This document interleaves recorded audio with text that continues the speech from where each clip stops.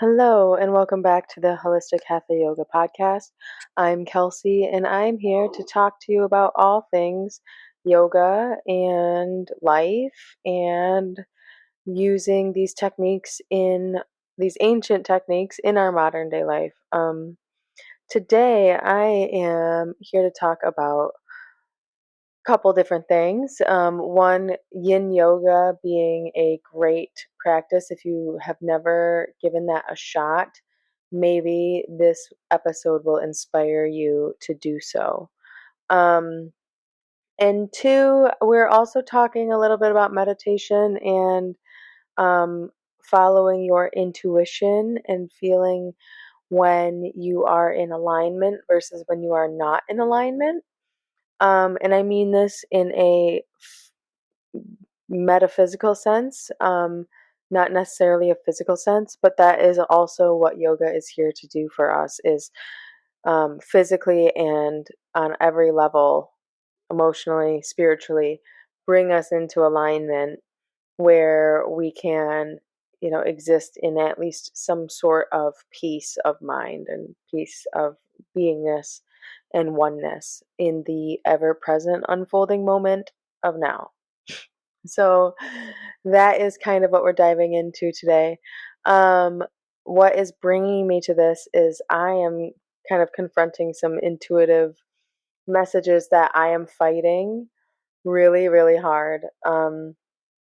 And so, as we know, like what we resist persists. So, as I'm resisting this, the universe is continually showing me other things that are like, but are we sure? Like, what are you doing? What are you doing? And the funny thing about it is that most of the time, I can tell it's intuition if it goes against what I actually want to do. I'm going to say that louder for the bitches in back. I know it's my intuition when it's going against what it is that I actually want to do. And it feels more of like a pull, a it doesn't even feel like a choice. It feels like this is just how it has to be. Um, and a lot of the time I have followed my intuition. Actually, I'll say like 98% of the time that I have followed my intuition, it has gone against all logic and everything that I kind of thought I wanted.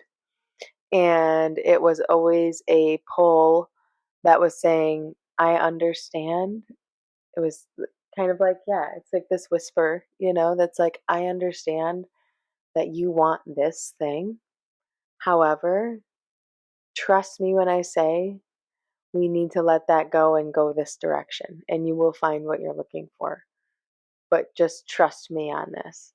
And it asks you to surrender and to give up and to um, really, yeah, give up because you have to drop the logic because your brain will come up with 1,000,010 reasons as to why not do something that seems a little risky or unknown or scary. And so when these things come up, usually we find a lot of resistance to it of like, no, that's not the thing I want to do. Um, a kind of an easy example of this was like when I went to go to college, I had a full ride scholarship to a traditional university, or I also was accepted into art school with minimal scholarships, some, but not enough to cover everything, obviously for 4 years, but some. Um, and what did I choose? I did not choose the full ride bachelor's degree. I chose the art school, which I did end up dropping out of and going to community college after my first year. I did make it through a full year and it was amazing. But after that, it was way too pricey.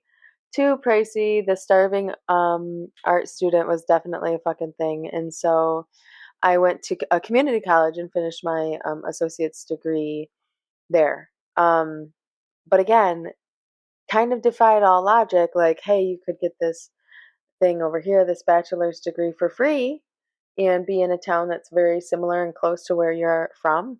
And it's great and it's safe and it's lovely. Or there's fun and exotic art school, hundreds and hundreds of miles away and totally different than everything you've ever known and so far away from anything you've ever known. Which one do you want to do? And of course I went with the adventure with the art school, and that changed my life for the best, I learned some things in that art school that I could have never learned outside of that place. And I'm so grateful for my time there and the teachers and the people I met, and it was fucking amazing. So just a very kind of, like I said, a very simple one. Sometimes like these things are not easy. When I left that city years and years later, that was a big like mental thing for me. I didn't want to leave. Um, I did. I mean, I did, but I didn't. And then I also did, but I was going to be leaving with somebody, with a very very good friend that I had already lived with. And I, at the very last minute, was like, I can't do this. I'm going somewhere else, but it has to be on my own. And it broke my heart to do that. I really wanted to go with my friend and live this amazing fun life, but like I knew I needed to do something by myself, and I did, and it was amazing. Um, I ended up going to India for a second time and spending 6 months there, just traveling and doing lots of different stuff that I just wanted to do. I followed my intuition. There was a lot of creativity, a lot of really kindred souls that I met along that path, and that I still talk to today, and that was 10 years ago. Um, so some really valuable relationships and friendships have come out of these big life decisions, that, like I said, usually go against everything I want to do. It's like it's a big mourning. It's a all of the stages of grief happen because it's a miniature death. It's an ego death of sorts, and so you have to kind of grieve and move on. And first you're in denial, like, no, this isn't what I'm actually going to do, and you're like, actually, the intuition or the knowing or your higher consciousness is the one that's coming through and saying, but just let me take over, let me take the wheel, let me take us this way, and just trust me, it'll be fine. And as easy as that sounds right now, it's really hard to practice in real life. um, and you have to have a very strong willpower, and you have to really be willing to walk that unknown path, which is really against every fiber of our being, as human beings, as animals, as creatures of the earth. We really do want that sense of consistency and knowing of what's going to come next. Even if we know it's bad, we at least know we can prepare for the bad, and then we know it'll be good on the other side of it, and it's fine. And that's when these people get stuck. And when I say these people, I also mean me. I'm a big proponent of this one. Um, get stuck in these loops until the message gets louder and louder and louder, and suddenly it's so crazy, and there's so many different messages from they're not even different messages, it's so much of the same message coming from so many different angles, like all of these in like synchronicities, that it's just like, how in the f can like all these things happen within 4 days of each other? Like, what the fuck is the world trying to do to me? But that's exactly what it's trying to do to you. It's trying to shake you up. It's trying to wake you up and be like, bitch, what are we doing? Because the universe loves action. And if you are desiring things, it wants to bring them to you. But if you're not taking action on these things, it can't. And so then it gets frustrated. There's a blockage, there's an energy blockage where it's like, what are you doing? Like the car is stalling out. Um, so it's times like these where we are finding ourselves in emotional and mental turmoil that we need to get quiet, that we need to sit, and that we need to listen to ourselves and let ourselves go, let that mental chatter go, go, go, go, go until it runs itself out. And then listen to the quiet that comes after. And then sit tight long enough to hear that or feel that inner knowing and hear what it says. And sometimes it's just a feeling. Sometimes you can ask it for some clarity, like, what do I need to do?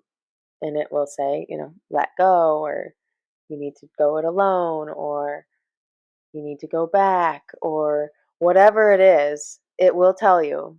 I promise. Um, if you just kind of sit with it long enough. The problem is that a lot of the times we're scared. We're too scared, and we want to know, but we don't want to know. Like, we're like, yeah, tell me, but like, don't really tell me.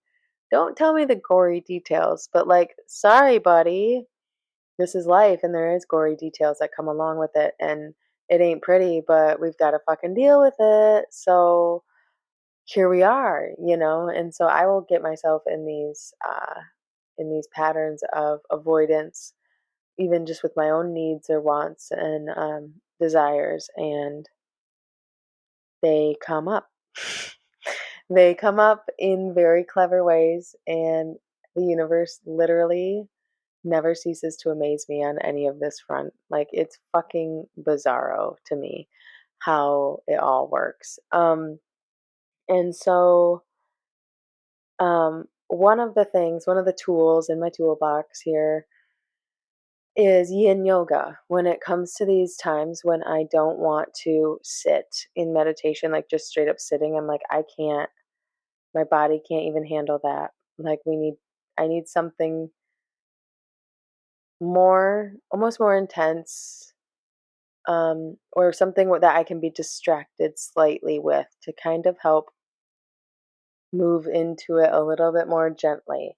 Um, and so yin yoga is my go to for that, because in yin yoga, it is usually real gentle yoga poses. So, usually nothing where you're standing. Almost all yin poses, from my knowledge, are on the ground of some sort, whether you're fully seated on the ground or like one leg on the ground, the other is somewhat up. Like, no matter what, you're going to be in a pose where you can relax all muscles and still stay in the pose.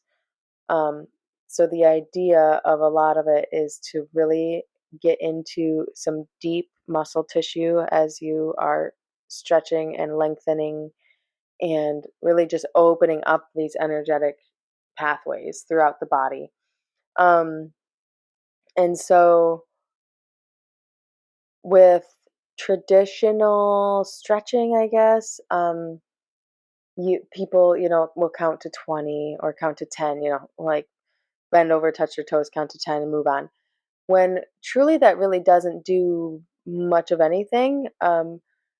For your muscles to even start to let go, like stop being tense, stop pulling against the stretch, you have to at least hold it for minimum of 30 seconds, if not closer to like a minute, before it's actually starting to let go. So then after that first minute, you still need like another minute or two or three or five to like stretch and lengthen those muscle tissues, and that it's a lot more than just your muscle tissues. Your body is full of so much, like as far as your fascia. It's basically like the sheathing that covers all of your muscles, and mm, it really like links your muscles and your joints and your bones and your like ligaments and tendons and everything. Like, um it's encased in like your organs are encased in it. Like, it's like your whole body needs movement. It's not just our muscles, it's not just our blood, our circulation system, it's not just our lymphatic system. It's all of it. And so in yin yoga, we allow ourselves to be in these poses for 5 to 10 minutes at a time, sometimes longer depending on what we're doing here. And really let go. And you can really get into some deep, deep places, both in like your body and mind space, and really release tension that you weren't even really knowing that you were holding. A big, like, obviously, my favorite favorite yin pose is just like a wide-legged pose. So just like legs as wide out, heels apart as far as possible, or as far as comfortable, whatever doesn't cause you pain, basically. You don't want to be having pain in your hip flexors or anything. So as wide as you can comfortably, and then keeping the spine nice and straight and breathing and slowly letting yourself come down between the legs and lengthening that torso between the legs. Oh, and it is just, it's magical. It's magical. It opens up your sacrum area of your spine. It allows all of that lower back to just kind of open and spread and widen. It helps open up the hips. It opens up the pelvic floor.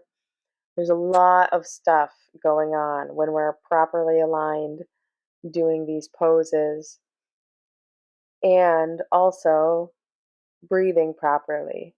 This is like a full body situation. This is not like a lazy, we're not doing anything. Even though we are laying on the floor, it's still a very active pose because we are paying attention to the tight spots. We are breathing in a deep diaphragm breath where we're pulling the air all the way down through the belly, kind of letting that belly expand first and just pressing that lungs and the air, everything down, and kind of really pushing that diaphragm all the way down, which then in turn is pushing down on your pelvic floor muscles, and um, which our pelvic floor and our hip flexors hold the most emotional tension that we have in our body. Um, so, to really unlock some of that stuff, some of that gunk, some of that stagnant, stale energy, some of the stuck emotions and the hardened muscles because of the tension, um, this is an amazing pose to breathe into and out of those muscles. And as you take these deep, long, slow inhales and exhales, you are gently internally massaging those muscles to lengthen and open a little deeper and a little deeper and a little deeper. And so as you start, you are, upright, and as you finish, you are down between, like, ideally your torso is laying down. And so it's just an amazing feeling. And a lot of emotions can come up, and a lot of thoughts and things can come up from the past during these sessions. If you haven't been taking care of your emotional health, or pent up emotions or energy, feelings, whatever you want to call it. I remember my first time like really getting into this and doing it, and it was really intense. I definitely cried, and it wasn't like because I was in pain. It was like an emotional thing, and I didn't even know. Like I couldn't even pinpoint what it was that made me cry, but it was just a big release.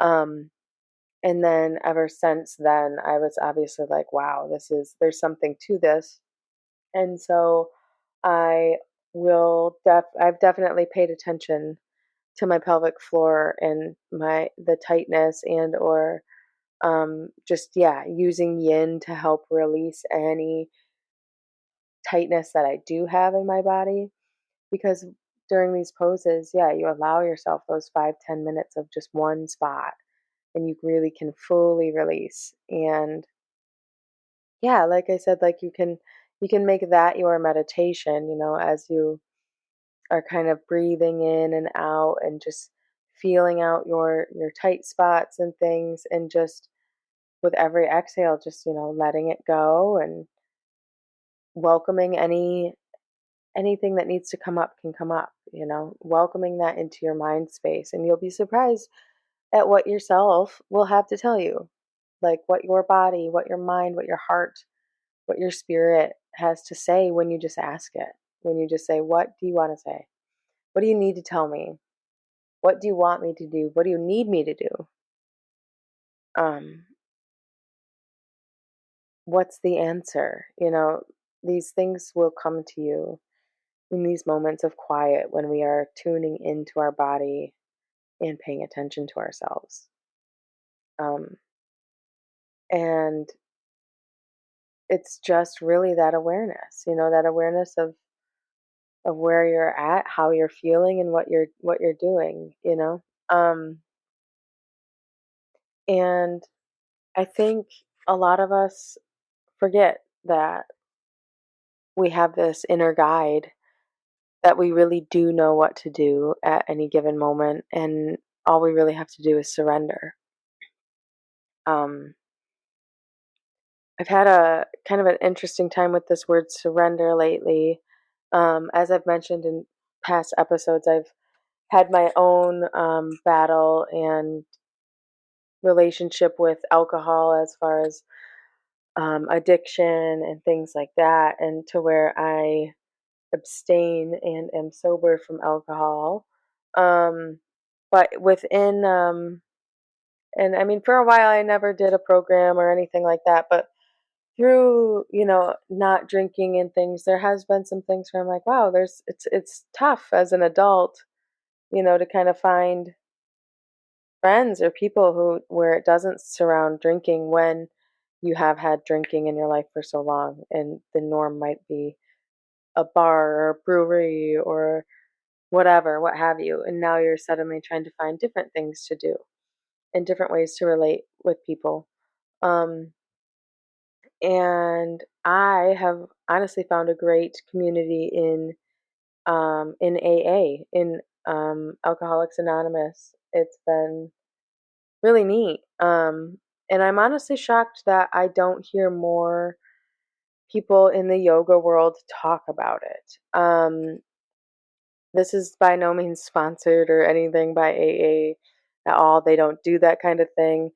AA is completely non denominational, which I didn't really think it was. I thought it was very godly. I thought it was very Christian, God based, which is a thing that turned me off of it from the past. But what I have learned about AA since attending meetings and kind of meeting some of these people, is that it's really just a lot of people trying to live their highest self. And all of the AA readings talk about, finding that inner voice, finding that intuition, and just following that intuition. And talks about surrendering over to a higher power, where you can know and trust in that higher power. um and to just follow, take care, like taking care of yourself, having your self health be the topmost priority.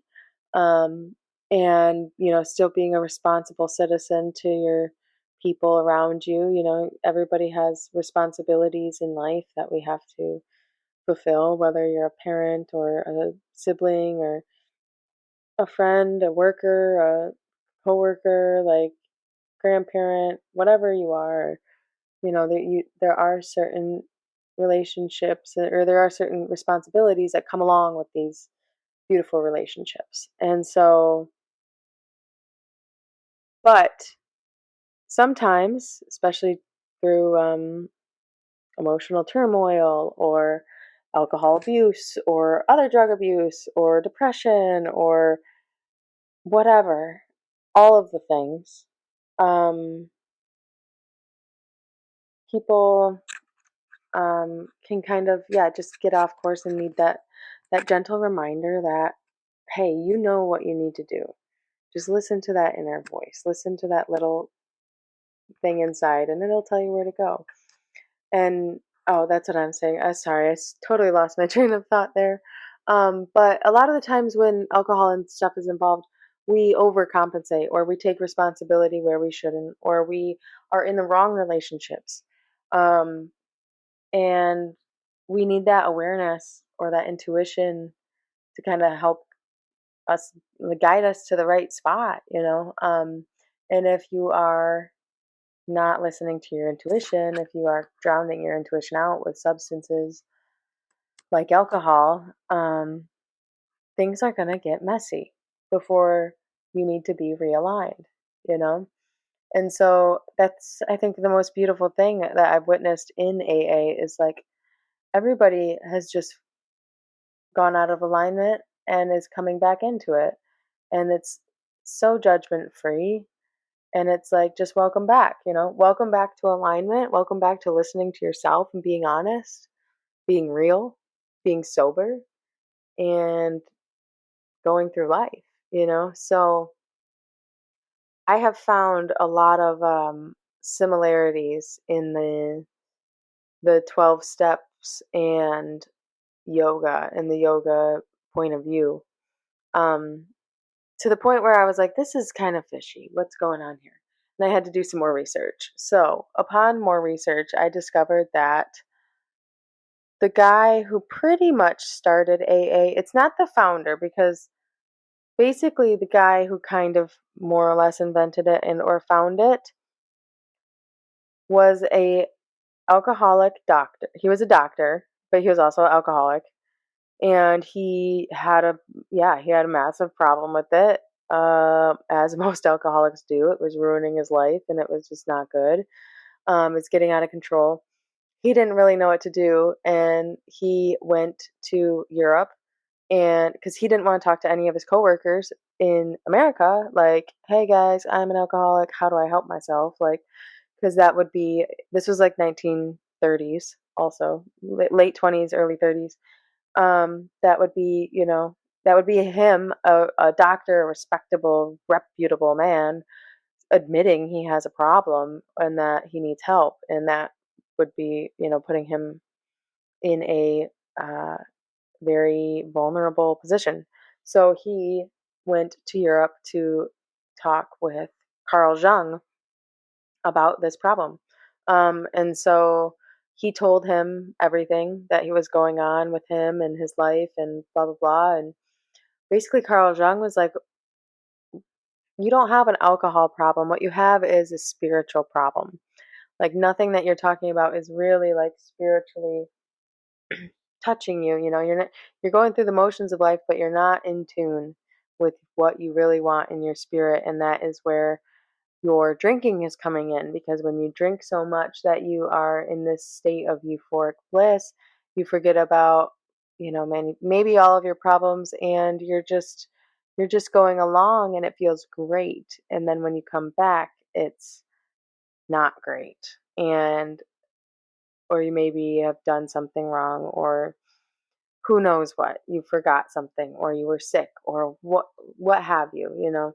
So Carl Jung really kind of nailed into him over their time together, like, you're not going to beat this with a pill, or with a medicine, or with a therapy of any specific type, but you will overcome this if you recognize that you have a need for a spiritual awakening and fulfillment, and you're not doing that. And so you are moving out of alignment, and you need to move yourself from a place of alignment.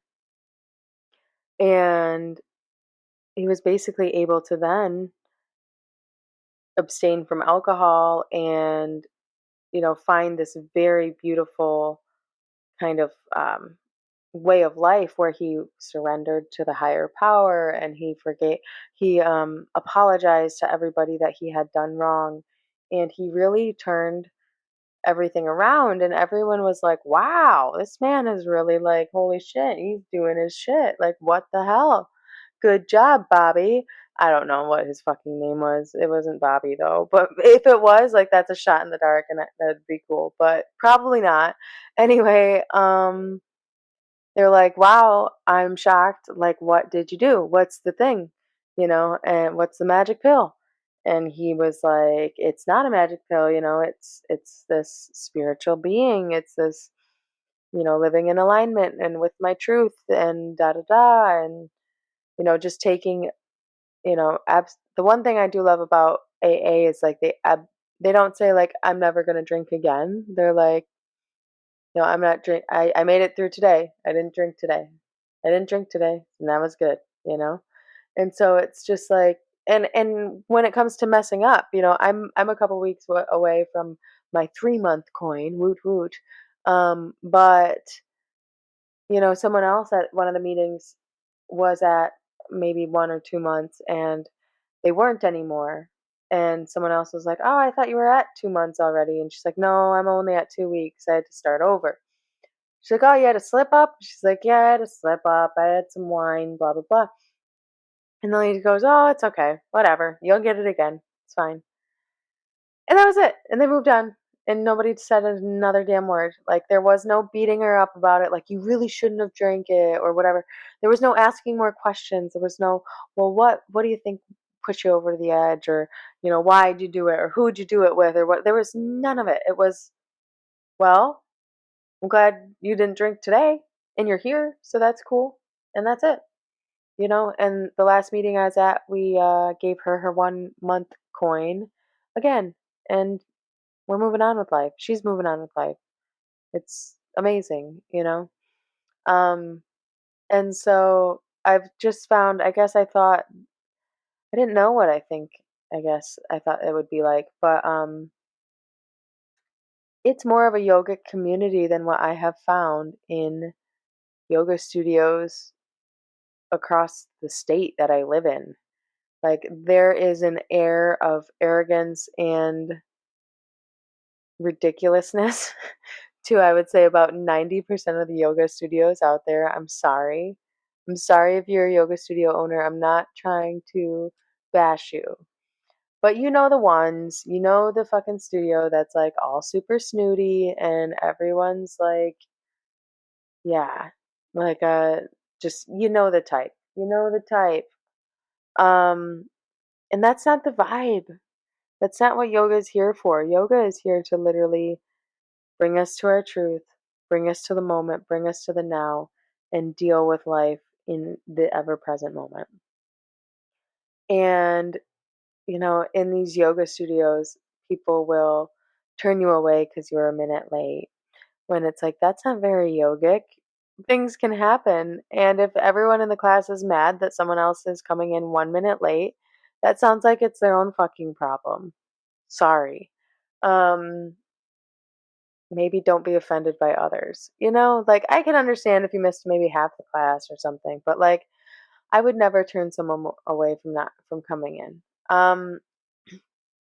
Another thing, I guess, like, yeah, I guess I've always expected to find this very open, accepting, and real raw community through these yoga studios and things, and I unfortunately have found not exactly that. And some of them are good. Some of the teachers I've met are cool people, and it's fine. But there is a lot of times a realness that's missing, a real deepness that's missing, and it's really obvious. And I'm not very much a church person, as you could probably guess. And so, people have even mentioned, friends of mine, who are sober, are like, "Oh, well, try going to church. You might meet some nice people there who don't drink and whatever." And I'm like, yeah, it's not really my vibe. I'm not really feeling that either. Thank you, though. Um, and then another friend was like, "Hey, you should try AA, man. Like, I think you'd like it." And I was like, "Meh." I was very resistant to it. I was very much like, it's not for me. Prob's not. Prob's not. And guess what? I went, and it was one of the most beautiful things I've ever witnessed. And I continually go every week to my women's AA group. It's my local group, and they're amazing. They are awesome. Um, and I don't know why it's not more talked about. I guess because it's the whole anonymous thing. But I'm really like probably the worst AA member ever. But it's beautiful. It's awesome. And it's helped me a lot. And so if you are someone who, you are walking the spiritual path, you're trying to get yourself in alignment with your best self, and you feel like alcohol is a problem for you, and maybe you want to not drink anymore but don't know where to start, I would highly recommend just any AA meeting around you. Um, And yeah, I think that pretty much wraps it up. I didn't mean to bring up the addiction thing again, but it's striking to me how much the path of yoga and how much the path of the 12 steps really do follow each other very very closely. Um so yeah, I think this wraps it up. When you know you need to do something, it's your intuition telling you, you will know it because you'll not want to do it. You will not want to do the thing that your intuition's telling you to do. You're actually going to be scared shitless to do that thing. But you got to do it anyway. Because what the fuck, man? We're just here following our whims, following breadcrumbs, following our intuition, following the little whispers. And we never know what's on the other side of the whispers, but we can know that we're moving in a place towards a place from a place of love and towards a place of love when we do listen to that intuition versus letting our brain take over and come up with logic. Because a lot of things, as much as we try to make them logical, just simply are not. They simply are not. So I'm gonna wrap it up today, guys. But one love, much love to all of you, and I will be back next week to talk some more yoga. All right, bye.